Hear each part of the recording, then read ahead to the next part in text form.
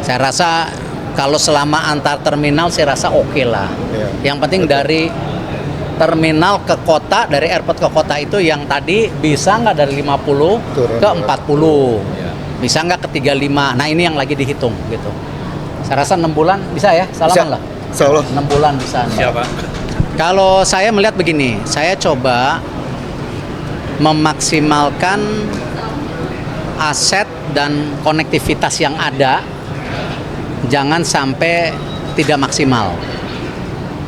Kita tahu kita sudah efisiensi di airport, itu Terminal 4 yang tadinya mau dibangun 14 triliun, ternyata dengan 1 triliun kita bisa naikkan tetap jumlah penumpangnya. Tetapi kita relokasi daripada tadi yang low cost ke terminal titik-titik, yang umroh terminal titik-titik, yang lainnya tetap di mana. Jadi kita coba remapping. Nah sama tadi,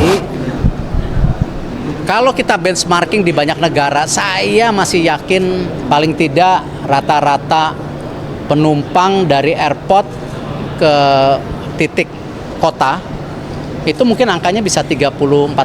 Memang tadi ada disampaikan di Jepang 80%. Oke, kita jangan bandingin Jepang lah. Memang kulturnya luar biasa.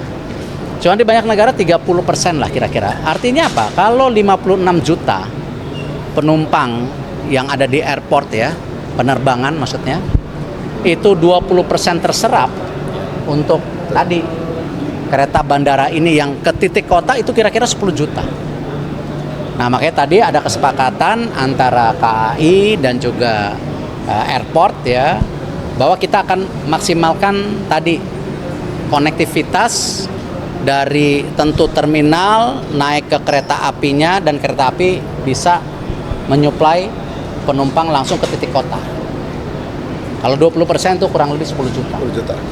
Sekarang ini masih kira-kira 1,5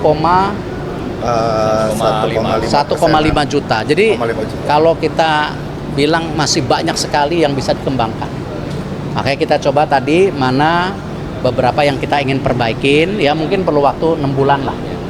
Ya, tapi kembali tahun 2025 akhir saya minta udah lebih maksimal nanti gitu. Supaya ini benar-benar terintegrasi. Gitu. Kenapa? Contohnya yang perlu diperbaiki. Ya, ada beberapa tadi masukan dari kunjungan Pak Menteri dengan kita gitu. Yang perlu memang ditekankan adalah dari hulu hilir, dari tempat sini dan juga dari airport. Tadi kita lihat di airport sendiri kurang informatif. Banyak beberapa spot yang kalau menurut hasil kunjungan adalah tidak ada satu informasi yang cukup jelas mengenai kereta bandara, sehingga itu yang nanti akan kita tingkatkan.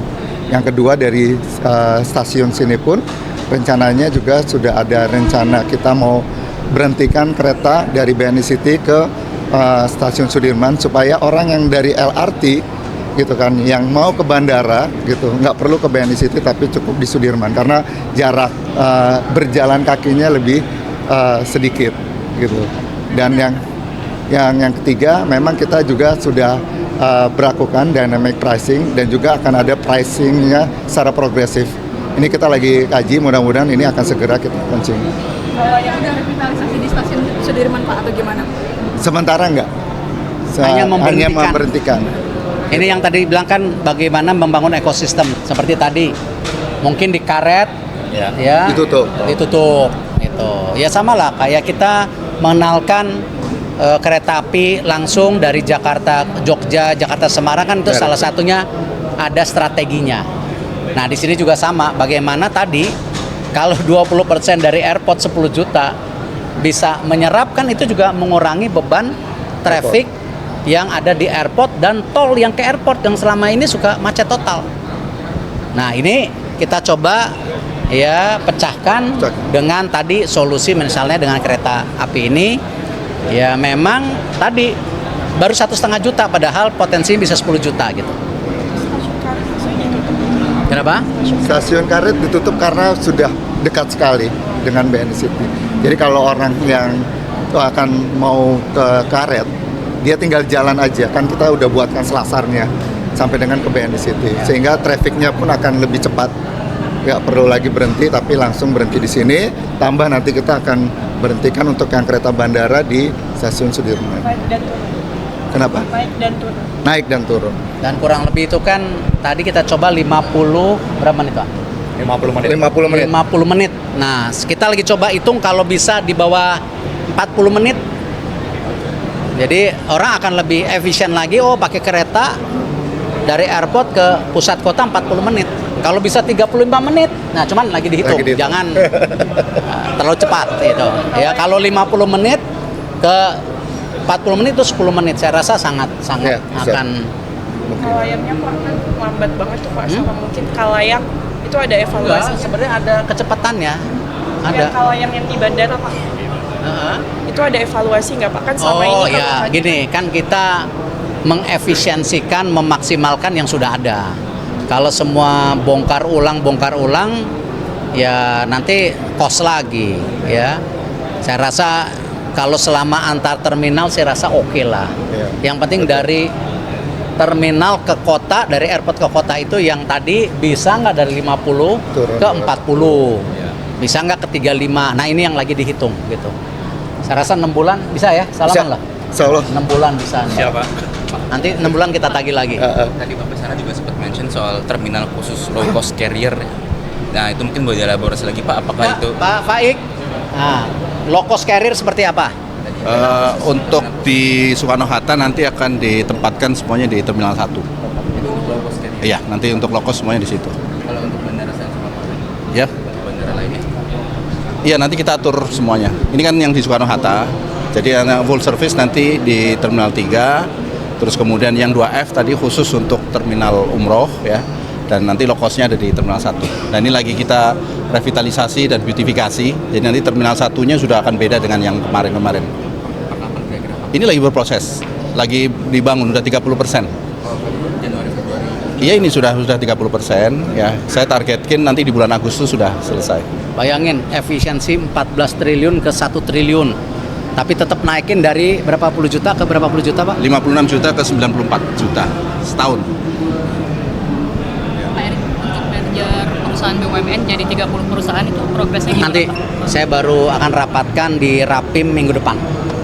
Sama Wamen semua, dan prosesnya nanti kan kita ajukan ke Bapak Presiden bahwa kita akan terus mengefisiensikan BUMN yang ada sehingga kerjasama dengan swasta, UMKM terus kita tingkatkan.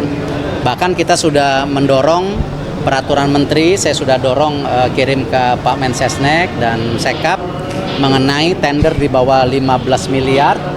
Itu kalau nanti disetujuin Pak Presiden, itu kita akan semua kasih ke UMKM. Yang lebih dulu akan di merger yang mana Pak kira-kira? Nanti sesuai dengan kajiannya kan masing-masing, kadang-kadang satu dan lain kajiannya itu yang mungkin perlu pendalaman gitu ya. Kalau untuk IPO perusahaan BUMN di tahun ini? Saya belum lihat yang 45, nanti saya lihat lagi ya. Ya. Cuman ada beberapa kerjasama yang seperti rumah sakit sudah bekerja dengan INA dan juga bekerja sama dengan Swire dari Hong Kong yang punya KT Pacific itu sudah. Lalu kita jajaki yang hotel seperti pesan Pak Prabowo, hotel ya udah BUMN nggak usah, nggak apa-apa. Kita coba partnerkan gitu. Satu lagi Pak, kan kemarin akhir tahun BUMN pertahanan kan ada banyak perombakan direksi tuh Pak. Nah itu di Rut PT PAL Pak Jenot masih jadi di Rut, sementara kan rangkap jabatan jadi Waka dan Antara tuh itu gimana Pak? Ya kan kajian dan antaranya belum tuntas. Jadi Pak Jenot belum menyalahi. Tapi nanti kalau memang sudah ada ya memang tidak boleh rangkap jabatan. Kalau sekarang masih proses nggak apa-apa saya rasa. Ya. Ya. Pak, katanya Telkom mau diganti ya Pak direksinya? Telkom belum dengar. Mungkin media lebih cepat dari saya.